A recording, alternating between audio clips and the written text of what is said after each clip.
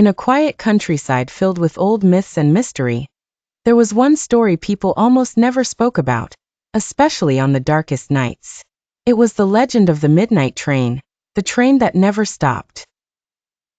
The small village of Wickersfield, tucked between gentle hills, was calm and peaceful by day, but at night, it whispered with strange, unexplainable tales. People there called it simply the passing train. No one had ever seen it arrive or leave. They only heard it, deep in the middle of the night.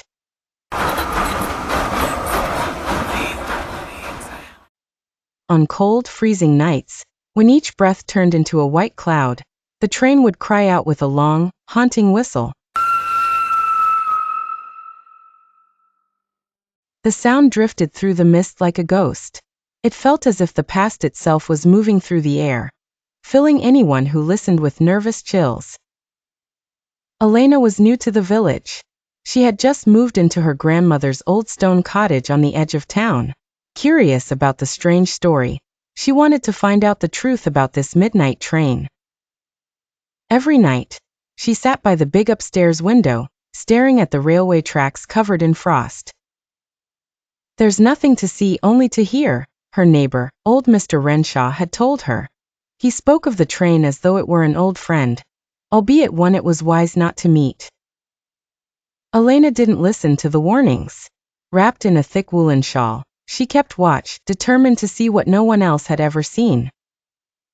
Finally, on the darkest winter night, when the moon was pale and almost hidden behind heavy clouds, she got her chance.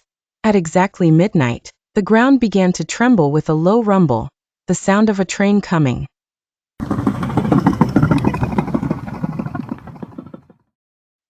It grew louder and louder. But there were no lights, no smoke, no sign of a rail train.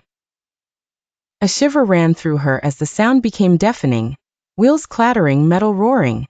Yet the track stayed empty under the moonlight. Only trees and silver frost stretched before her eyes. Suddenly, the air turned bitterly cold, biting her skin like fire. She leaned forward, squinting into the darkness. And then, for just a second, she saw them. Passengers sitting inside invisible carriages. Their faces were pale and hollow, staring back at her with empty, timeless eyes.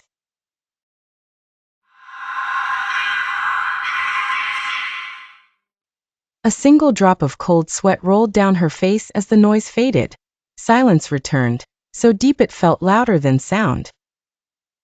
By morning, Wickersfield was peaceful again, the villagers going